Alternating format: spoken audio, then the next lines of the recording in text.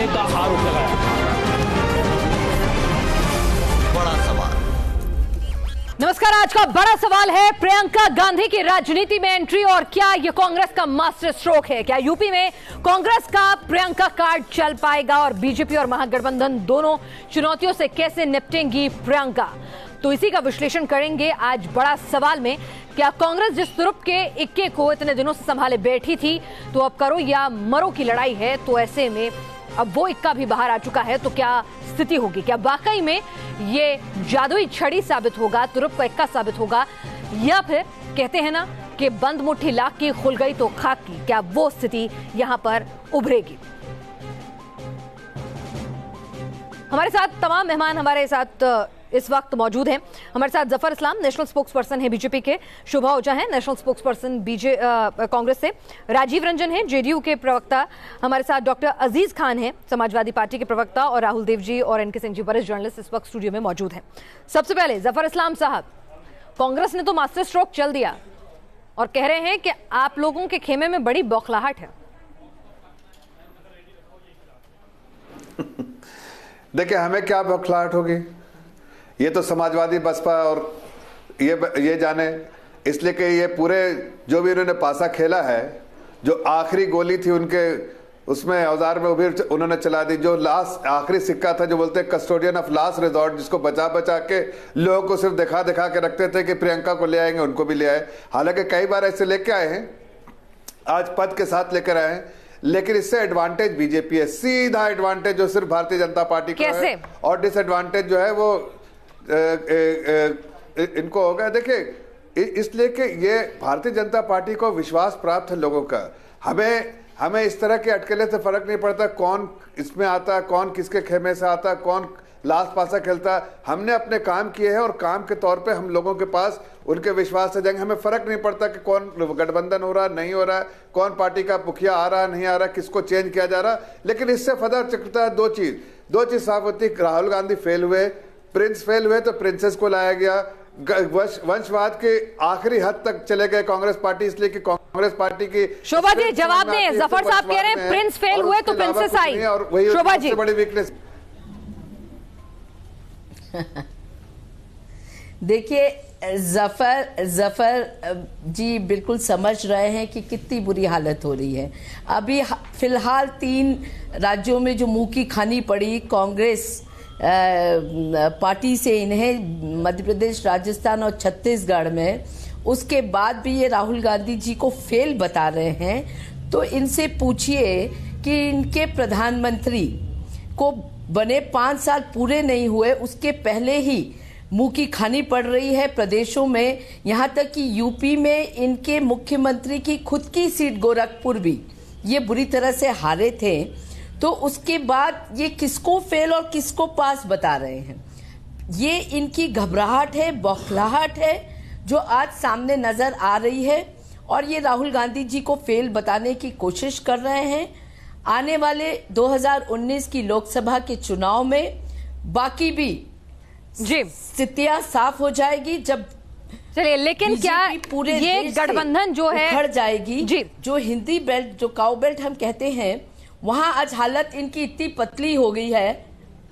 चलिए, ये तो अभी कसौटी पर इसे जनता की कसा जाना बाकी है। लेकिन राजीव जी और अजीज जी, आपसे एक सवाल है, पूरी अजीज खान जी, ये रक्षाबंधन वर्सेस महागठबंधन, दिक्कत होगी आपको?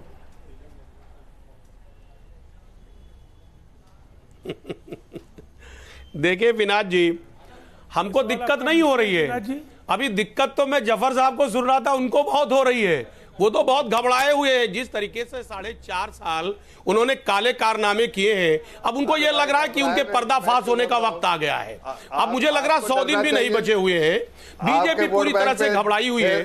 जिस तरीके से विपक्ष पूरी तरह से मुत्तहिद है, अब कहीं ना कहीं इनके चेहरे पे जो बल होता है वो आ चुका है। मैं बताना चाहूंगा कि देखिए, ये कांग्रेस का आंतरिक मामला है, किसको क्या बना रहे हैं, किसको राष्ट्रीय महासचिव बना रहे हैं, किसको क्या जिम्मेदारी दे रहे हैं, ये सब हर पार्टी में होता है और लोग करते रहते हैं। और जाहिर सी बात है, हर शख्स का अपना एक आंतरिक लोकतंत्र होता है। इसमें बीजेपी को इतनी परेशानी क्या हो रही है, मैं नहीं समझ पा रहा हूं। इतनी घबराए हुए हैं, तमाम तरीके तंज कस रहे हैं, छत्तीसगढ़, मध्य प्रदेश, अरे अभी 3-3 राज्यों में चुनाव हारे हैं, तमाम तरीके की फजीहत हुई है, और उत्तर प्रदेश में मुख्यमंत्री और उप मुख्यमंत्री तक हार गए। अब साहब इसके बाद अगर नसीहत नहीं लेते हैं तो ये बहुत दुख की बात है। चलिए इनसे जवाब लेंगे। राजीव रंजन जी, एक छोटी सी प्रतिक्रिया आपकी भी चाहूंगी यहाँ पर कि ये उत्तर प्रदेश तक ही जो तुरुप का इक्का है वो सीमित रहेगा कांग्रेस का, या ये और राज्यों में भी जाएगा और आपके लिए भी मुश्किलों का सबब बनेगा?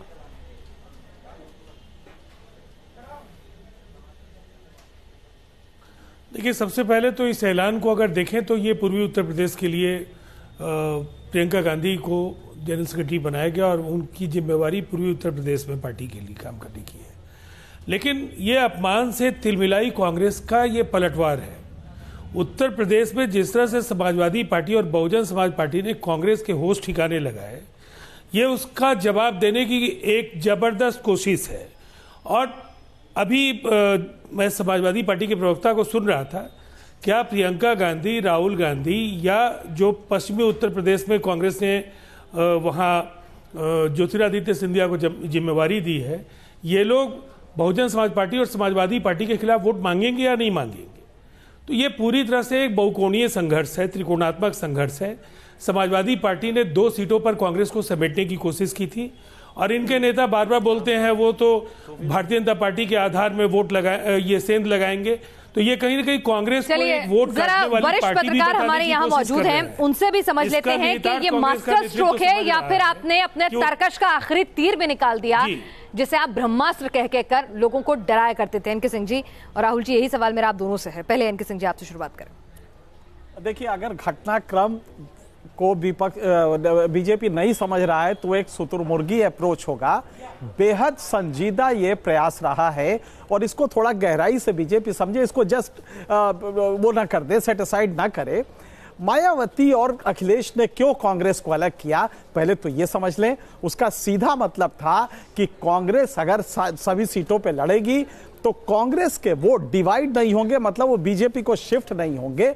लिहाजा ये एक सटल मूव है, दोनों का समझौते के तहत हुआ है और ये एक दूसरे को गाली भी देते रहेंगे, कांग्रेस को बुरा भी कहेंगे, सिर्फ इसलिए कि कांग्रेस अपने वोट को इंटैक्ट रख ले।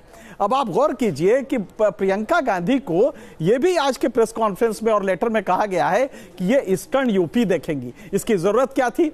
ईस्टर्न यूपी में कांग्रेस का अच्छा बेस रहा है एक जमाने से और 10 सीटों पे तो बहुत ही स्ट्रांग रहा है। तो एक तो वो सीट निकाल सकते हैं, वहां पे बीएसपी एसपी अपना हल्का कैंडिडेट खड़ा कर देगा। दूसरा ये है कि ये बीजेपी के वोट जो अपर कास्ट हैं, जो कांग्रेस से कालांतर में हट गए थे, वो शिफ्ट होके आ सकते हैं कांग्रेस के पास प्रियंका के आने के बाद। तो लिहाजा ये बीजेपी के लिए एक बहुत बड़ा वो है, चैलेंज है कि अब अपनी स्थिति कैसे वो मजबूत करेगी, क्योंकि कांग्रेस ईस्टर्न यूपी में अपर कास्ट के वोट बीजेपी के काट सकती है, बाकी जगह कांग्रेस अपना रिटेन करेगी। ये चैलेंज बीजेपी के लिए है और प्रियंका के आने से पूरे कंट्री भर में कम से कम कैडर गैल्वेनाइज हो गया। अनब्लेमिश्ड फेस रहा है, कभी भी आरोप नहीं लगा है और एक युवा रही है, महिला रही है, काफी चैतन्य रही हैं। तो मुझे लगता है कि इससे कांग्रेस में एक जबरदस्त। चलिए राहुल जी, आप एनके सिंह जी की बात से इत्तेफाक रखते हैं? नहीं, मैं बिल्कुल नहीं रखता। मुझे लगता है पहली बात ये कि ये आखिरी ब्रह्मास्त्र था कांग्रेस के पास जो उन्होंने चला है, बहुत मजबूरी में चला है। आपको ये ध्यान होगा, इतिहास को ही अगर देखें लेकिन एक दूसरी दृष्टि से, तो प्रियंका गांधी का इस्तेमाल चुनाव के लिए पहली बार नहीं कांग्रेस कर रही है, पहले भी उसने किया है, लेकिन केवल 2 पारिवारिक सीटों के लिए किया है, रायबरेली और अमेठी के लिए।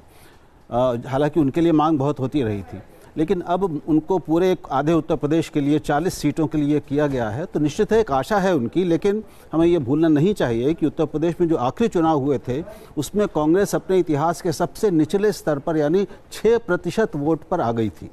अब 6% में कितना बढ़ा होगा, कितना बढ़ेगा वो?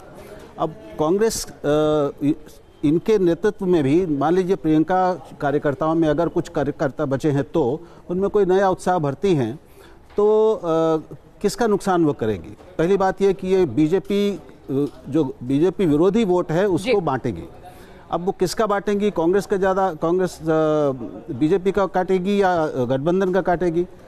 जो इस समय बीजेपी उत्तर प्रदेश में वो ब्राह्मणों की और सवर्णों की उतनी नहीं है जितनी वो पिछड़े वर्गों की पार्टी है। गैर यादव, गैर जाटव जो पिछड़ी जातियां हैं, जो और अति पिछड़ी जातियां हैं, वो सब लगभग अधिकांश बीजेपी के पास है। तो मुझे नहीं लगता कि इससे कोई बहुत चमत्कारिक लाभ कांग्रेस को मिलने वाला है या विपक्ष को मिलने वाला है। हमें यह भी नहीं भूलना चाहिए कि कांग्रेस जो अभी 1918 में उपचुनाव हुए फूलपुर और गोरखपुर के, उसमें एक सीट पे शायद गोरखपुर में 20,000 वोट कांग्रेस को मिले थे। ये ठीक है कि बीजेपी हारी, उसका मुख्यमंत्री हारे, लेकिन कांग्रेस का अपना हाल क्या हुआ? बिल्कुल। और तो इस बीच हम अपने दर्शकों को बता दें कि प्रधानमंत्री नरेंद्र मोदी ने बूथ कार्यकर्ताओं को संबोधित करते हुए कहा है कि बीजेपी में पार्टी ही परिवार है। तो एक तरह से तंज जो है वो कस दिया है यहाँ पर प्रियंका गांधी की एंट्री को लेकर, अगर इस तरह से उसे इंटरप्रेट किया जाए कि बीजेपी में पार्टी ही परिवार है। बूथ कार्यकर्ताओं को संबोधित करते हुए प्रधानमंत्री नरेंद्र मोदी ने ये बयान दिया है। शोभा अजय जी, यहाँ पर एक सवाल ये भी खड़ा हो रहा है कि गांधी परिवार के बिना पार्टी कुछ नहीं, और विरोधी आरोप लगा रहे हैं कि राहुल गांधी अकेले कमजोर पड़ रहे थे, इसीलिए बहन साथ देने आई।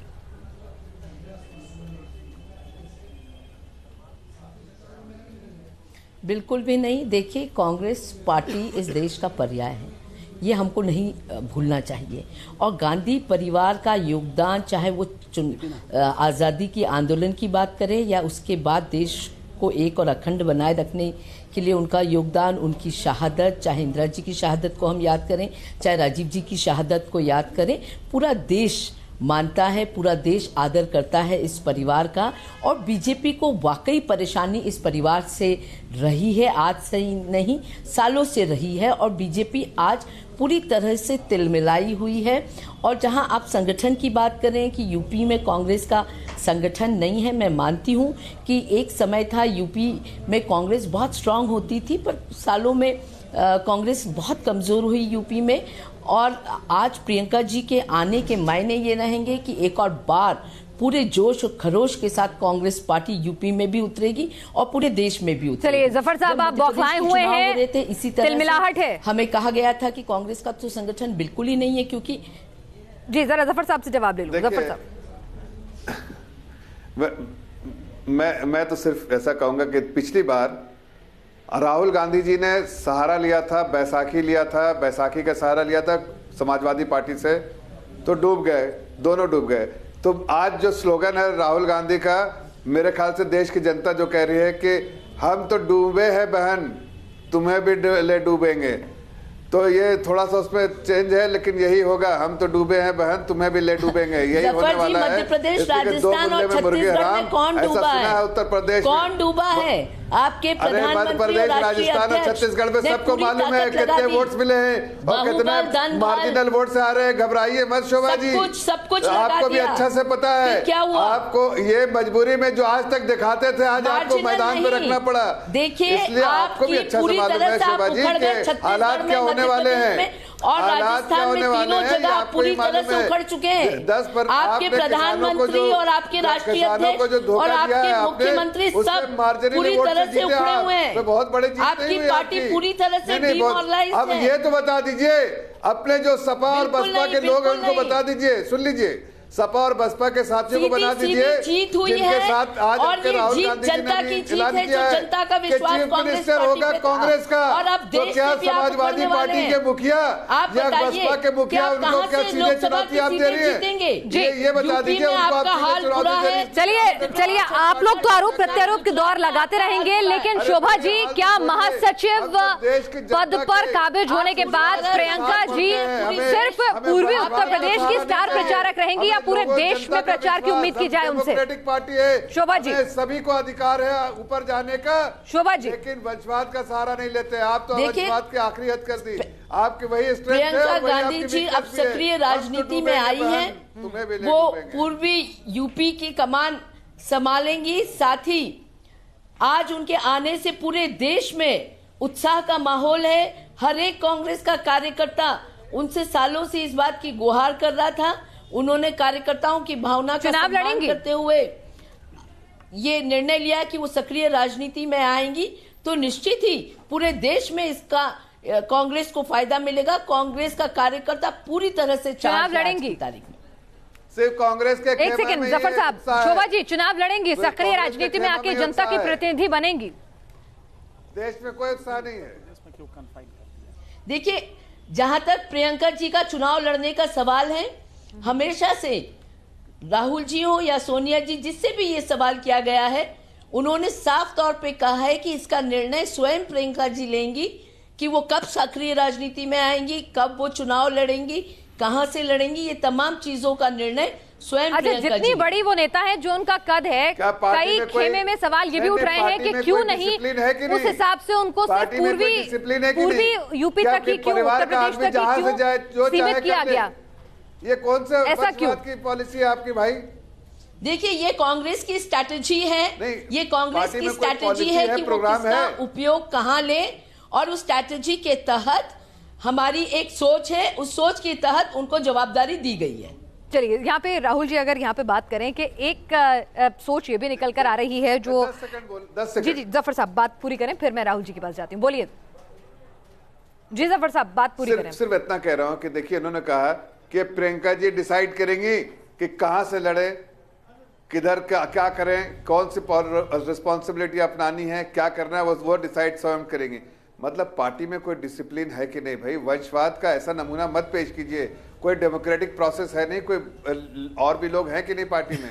आप चिंता ना करें, डिसिप्लिन की आप चिंता ना करें, आप अपनी पार्टी को अवॉइड लें। सब नेता एक दूसरे का सर फोड़ रहे हैं। गडकरी जी स्टेटमेंट दे रहे हैं मोदी जी के खिलाफ कि वो जब जीत की जवाबदारी लेते हैं तो हार की जवाबदारी भी उन्हें लेनी चाहिए। अमित शाह के खिलाफ स्टेटमेंट दे रहे हैं। आप अपना घर सुधारें, आप दूसरों के घर में टांग ना अड़ाएं। जगह कहा जाता है। चलिए, लेकिन क्या जनता जो है वो वाकई में इस तरह के फेसेस से अभी भी इतनी प्रभावित हुई है? जी, आप अपनी पार्टी को देखें। प्रियंका, ऐसा नहीं है कि मैं जरा एक सवाल राहुल जी के पास भी ले जाऊं। राहुल जी, क्या वाकई में जनता उनको हमेशा से रायबरेली अमेठी में देखती रही है? सक्रिय तौर पर वो बाकायदा भाषण देती हैं, कैंपेनिंग करती हैं अपनी माँ और भाई के लिए। तो क्या वाकई में प्रियंका गांधी जनता के लिए नयापन लेकर आएंगी, जैसी उम्मीद कांग्रेस के लोग लगाए बैठे हैं उनसे? कुछ तो वो नया लाएंगी, कुछ नया उत्साह जरूर लाएंगी, इसमें कोई शक नहीं है। प्रियंका को हम सबने देखा है तो अपने भाई की तुलना में वो एक तरह से जन्मजात राजनीतिज्ञ हैं। एक उनमें करिश्मा है, एक आकर्षण है उनमें, और वो लोगों को अपनी ओर खींचती हैं, वो युवाओं को अपनी ओर खींचती हैं। लोगों से मिलने जुलने का उनका जो स्वभाव है वो भी ज़्यादा सहज है, वो ज़्यादा लोगों को अपने पास ला पाती हैं, घुल मिल जाती हैं, उनके ये गुण हैं। हालांकि उनकी राजनीतिक समझ कैसी है इसका अभी तक देश को कोई प्रमाण नहीं मिला है, वो अब मिल जाएगा। तो आसपास की सीटों में कुछ जगह पर वो निश्चित रूप से एक कांग्रेस में प्राण संचार करेंगी, लेकिन क्या वो इतना काफ़ी होगा कि वो कांग्रेस को एक बड़ी उल्लेखनीय जीत दिला सके, कुछ सीटें उसकी बढ़ा सके, ये देखना बाकी है। और मुझे दूसरी बात जो आप पूछ रही थी, मुझे नहीं लगता कि वो खुद चुनाव लड़ेंगी, क्योंकि अगर खुद वो चुनाव लड़ी तो फिर वो खुद एक सीट में फंस के रह जाएंगी, और उस सीट को बचाना उनके लिए और कांग्रेस पार्टी के लिए बाकी सीटों को बचाने से कहीं ज़्यादा महत्वपूर्ण हो जाएगा। तो वो शायद पूरे पूर्वी उत्तर प्रदेश पर प्रभाव डालने की कोशिश करेंगे, ऐसा मुझे लगता है जी। और एनके सिंह जी, जिस तरह से यहाँ पे कहा जा रहा है, कई लोग जो हैं विरोधी खेमा ये कह रहे हैं कि राहुल जो हैं कमजोर पड़ रहे थे तो प्रियंका साथ देने के लिए आई हैं।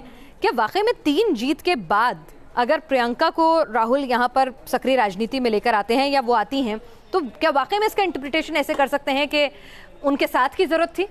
नहीं पिनाज, ये इशू नहीं है, ये फोर्स मल्टीप्लायर होता है। अगर प्रियंका साथ में आती है और 2% का इजाफा होता है, देखिए यूपी में कांग्रेस चुनाव जीतने के लिए नहीं लड़ रही है कि सीटों में कन्वर्ट होगा। 8% वोट है औसतन, 6% से 8% रेंज करता है, 7.5% पिछली बार था गिरी स्थिति में। तो ये कोई सीटों में नहीं कन्वर्ट होता। यूपी में सीट में कन्वर्ट करने के लिए कम से कम 26 चाहिए, लेकिन एक फैक्टर होता है कॉन्स्टिट्यूएंसी इंटेंसिटी, तीव्रता अगर उसमें है कॉन्स्टिट्यूएंसी में तो 8-10 सीटें निकाल सकती है, इसमें कोई दो राय नहीं है।